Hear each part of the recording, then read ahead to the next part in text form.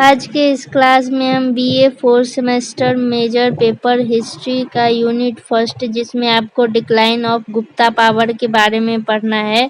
मतलब गुप्त पावर का पतन कैसे हुआ, इसके बारे में पढ़ना है। तो आज के इस वीडियो में हम इसी के बारे में पढ़ेंगे कि क्या कारण की वजह से गुप्ता पावर का पतन हो गया। तो वीडियो को अंत तक जरूर देखिएगा, क्योंकि ये वीडियो बीए 4 सेमेस्टर के लिए खास करके बहुत ही हेल्पफुल रहने वाला है। तो लास्ट तक जरूर देखिएगा। तो चलिए शुरू करते हैं। गुप्त शक्ति के पतन का क्या कारण था, तो इसमें आपको पढ़ना है। गुप्त साम्राज्य की स्थापना चंद्रगुप्त प्रथम ने की थी, जिसकी सीमाओं का समुद्रगुप्त और चंद्रगुप्त विक्रमादित्य ने बहुत विस्तार किया। उन्होंने भारत को राजनीतिक एकता के सूत्र में पिरोया, जिसके परिणाम स्वरूप गुप्त साम्राज्य लगभग 250 वर्षों तक अस्तित्व में रहा। हालांकि यह प्रकृति का नियम है कि जो बढ़ता है वह पूर्ण भी होना चाहिए। यह बात गुप्त साम्राज्य पर भी लागू हुई, और एक दिन ऐसा आया जब गुप्त शासकों का अंत हो गया। गुप्त साम्राज्य के पतन के लिए निम्नलिखित कारण जिम्मेदार है।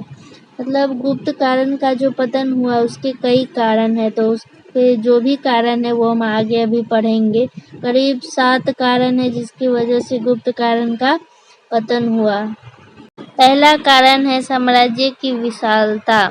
समुद्रगुप्त और चंद्रगुप्त विक्रमादित्य ने अपने सत्ता प्रयासों से गुप्त साम्राज्य का बहुत विस्तार किया था।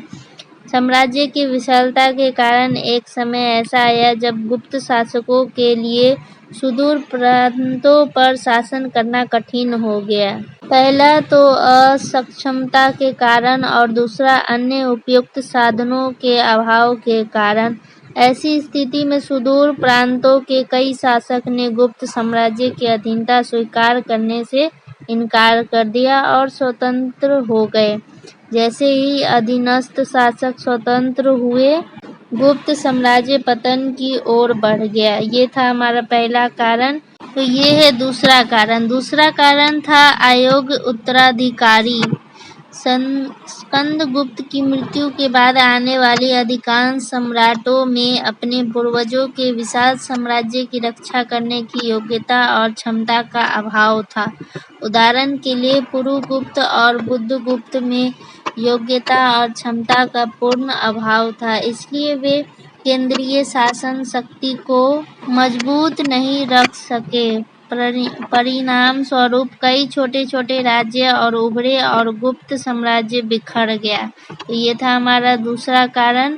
इसको इंग्लिश में बोलेंगे इनकम्पिटेंट सक्सेसर। और पहला कारण था वास्टनेस ऑफ एम्पायर। ये है हमारा तीसरा कारण, उत्तराधिकार का युद्ध, मतलब वॉर ऑफ सक्सेशन। गुप्त काल में गुप्त शासकों के बीच कई बार सम्राट पद के लिए संघर्ष हुआ। उदाहरण के लिए चंद्रगुप्त विक्रमादित्य ने सिंहासन प्राप्त करने के लिए अपने बड़े भाई रामगुप्त की हत्या कर दी। इसी तरह स्कंदगुप्त की अनुपस्थिति में उसका भाई पुरुगुप्त शासक बना। उत्तराधिकार के युद्ध ने गुप्त शासकों को आंतरिक रूप से कमजोर कर दिया होगा। बाद में उत्तराधिकार के युद्ध के कारण राजमहल षड्यंत्रों का केंद्र बन गया। ऐसी स्थिति में गुप्त साम्राज्य का पतन अवश्यभावी था। ये है हमारा चौथा कारण, आंतरिक विद्रोह। गुप्त वंश के अंतिम शासकों की अयोग्यता के कारण साम्राज्य में आंतरिक विद्रोह शुरू हो गया। चूंकि प्रांतीय शासकों के पास पर्याप्त शक्तियां थी, इसीलिए ऐसी स्थिति का लाभ उठाकर प्रांतीय शासकों ने विद्रोह करना शुरू कर दिया। उदाहरण के लिए पुष्यमित्रों का विद्रोह, जिसे दबाने में कुमारगुप्ता प्रथम और स्कंदगुप्त को काफी कठिनाई का सामना करना पड़ा। बाद में गुप्त शासक आंतरिक विद्रोह को दबाने में विफल रहे। परिणाम स्वरूप गुप्त साम्राज्य का पतन हो गया और मालवा, वल्लभी और कन्नौज जैसे छोटे छोटे स्वतंत्र राज्य स्थापित हो गए। तो ये हमारा चौथा कारण था।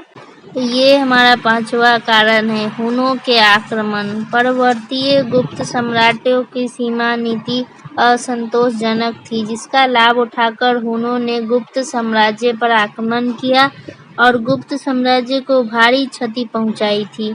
यद्यपि स्कंदगुप्त ने हुनों को पराजित कर दिया था, लेकिन उसकी मृत्यु के पश्चात हुन अपने आक्रमण में सफल हो गए और गुप्त साम्राज्य बिखर गया।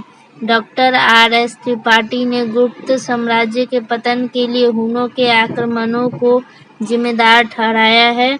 इस संदर्भ में उन्होंने लिखा है, बर्बर जनजाति के नियंत्रण प्रहारों ने जिसने दुनिया के कई सभ्य साम्राज्य को चकनाचूर कर दिया था, अतः गुप्त साम्राज्य को भी चकनाचूर कर दिया।